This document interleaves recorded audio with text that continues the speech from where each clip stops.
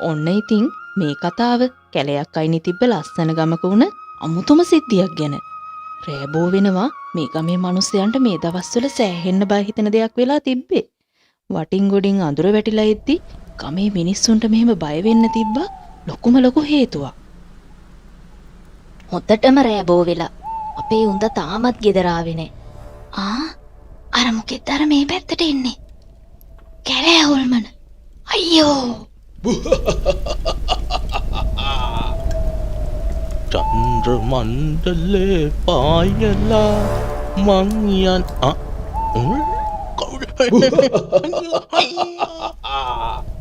ඉතින් මේ වෙන දේවල් එක්ක ගමේ අය පස්සෙන් පහු ගොම්මා මුණ ගමන් ගෙවල් දොරවල් වලින් එළියට බැස්සේ නෑ.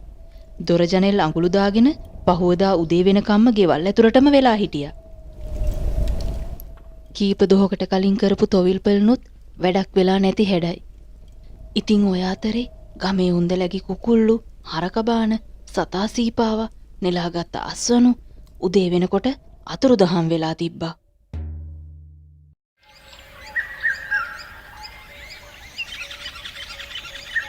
බලන්නකෝ මාමා ඊයේත් අර ගම ඉහත් ඇවේ ගෙවල් වලට අර හොල්මල ඇවිල්ලානේ. එහෙමද ළමයෝ? ඔන්න අදද එහෙනම් හද්දෝහයි. ඔන්න ඔය හොල්මන් කරදරේට දැන් ඉතින් මොකක් කියලා කරන්නද මන් දන්නේ. මනුස්සයෝ කී දෙනෙක් නම් බය වුණාද? මන්තර ගුරුනාන්සට කියලා තව පාරක් මොනවාරි කරන්න වෙයි. ඊපාද කරපු එක කිසිම ගුණයක් නෑ වගේ එහෙනම්. ඒකනේ මාමා මාත් මේ මුලාදෑනිතුමාගේ කීමට මන්තර ගුරුනාන්සි මුණ ගැහෙන්න යන ගමන් ආයේ තොවිලයක්වත් කරන්න කියන්ට. ඒක නම් හොඳයි ළමයෝ. එතකොට ඔහෙලා කියන්නේ මගේ කලින් ගුරුකම හරි ගිහිල්ලා නෑ කියලා. ඒක වෙන්න බැරි වැඩක්. මගේ ගුරුකම් කවදාවත් වරදින්න විදිහක් නෑ. ඒක අතකින් බලපුවාම මෙතන මොකක් හරි ගැඹුරු කාරණාවක් තියෙන්නේ. මොකද අද උදේත් මට දෙන්නෙටම නූල් බඳින්න වුණානේ. ඒ කියන්නේ හොල්මන ඇවිල්ලා තියෙනවා. තව දෙයක් ගොසන්නාන්සේ ඔය පහුගිය මුසල දවස් ටිකේ ගමේ සත්තු හරකබාන අතුරුදහන් වෙලා තියෙනවා. කුකුල්ලුම 15ක් 20ක් අතුරුදහන්. මට හිතෙන විදිහට මේක මහ බලගත්ු පිල්ලියක්. එක බිලිද කොහෙද මේ ගන්නේ? අනේ අපේ ගමට වෙච්ච වින්නහියක්. ඒකත් එහෙමද? මම දන්නවා මේකට කරන්න ඕන පිළියම මොකක්ද කියලා.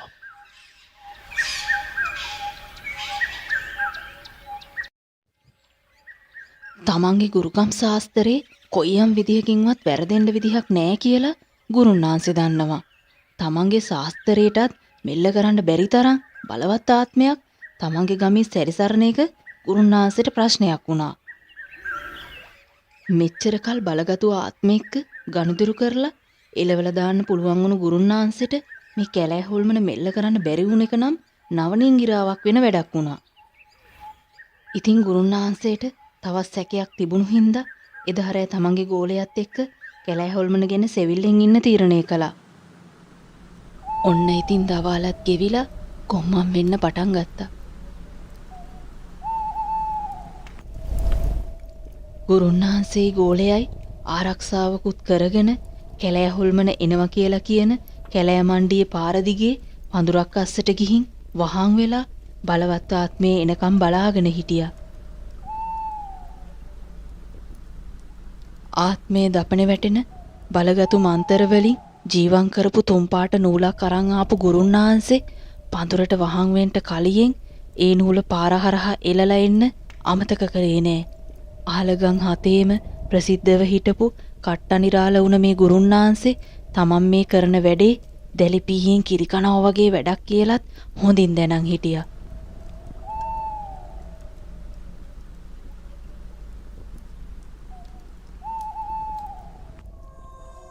ටිකින් ටික කළුවර වැටෙනකොට ඈතින් සුදු පාටට ඡායාවක් කැලෑ මණ්ඩියේ පාර දිගේ එන බව ඒගොල්ලන්ට පේනුණා. ජීවන් කරපු තුන් පාට නූල උඩින් වගේ වගක් නැතිව ගිය අවතාරය ගැන ගුරුන්නාන්සේට හිතා ගන්න පුළුවන් වුණා. ඒත් එක්කම ගුරුන්නාන්සේ කැලෑ හොල්මන පස්සෙන් යන්න තීරණය කළා.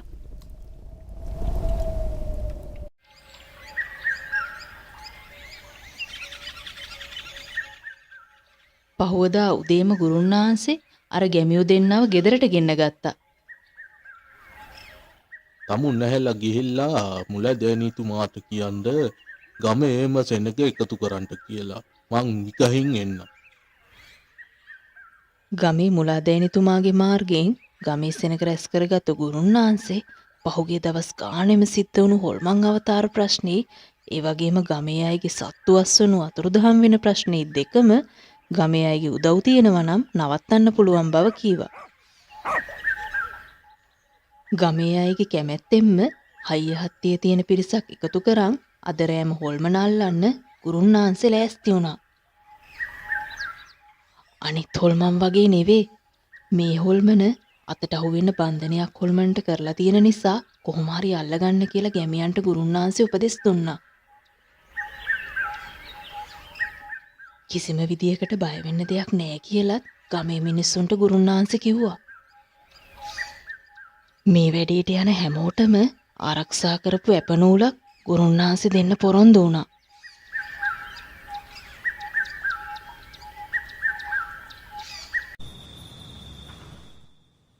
ඔන්න ඉතින් ටිකෙන් ටික රෑ වුණා. ගමේ මිනිස්සු ගුරුන්නාන්සේ විශ්වාස කරලා රෑ තැන් වල හැංගිලා හොල්මන අල්ලන්න බලන් උන්නා. අවසානයේදී කැලෑ හොල්මන ගමේ මිනිස්සුන්ගේ අතටම අහු වුණා. හොඳයි. කවුරුත් අහගන්ට මෙච්චර කල් ගමේ අයව බය කරපු කැලෑ හොල්මන තමයි මේ ඉන්නේ. නැති වුණු හරක බාන අස්වනු ඔක්කොටම වග කියන්න ඕන මෙන්න මෙයා තමයි. මේ හොල්මන් ඇඳුම යට ඉන්න මිනිස්සයා කවුද කියලා අපි දැන් බලන්නයි හදන්නේ.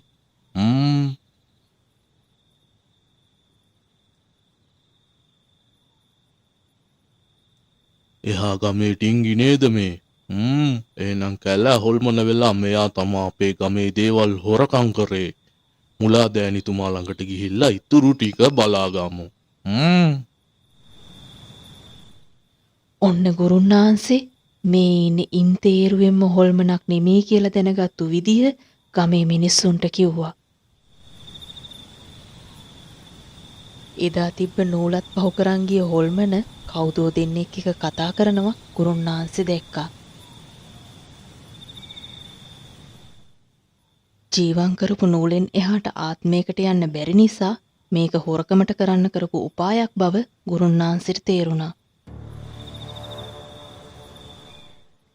ඔන්න ඉතින් මේ විදිහට ගුරුන්නාන්සේටයි ගමේ අයටයි කැලෑ හොල්මන කවුද කියලා හොයාගන්න පුළුවන් වුණා.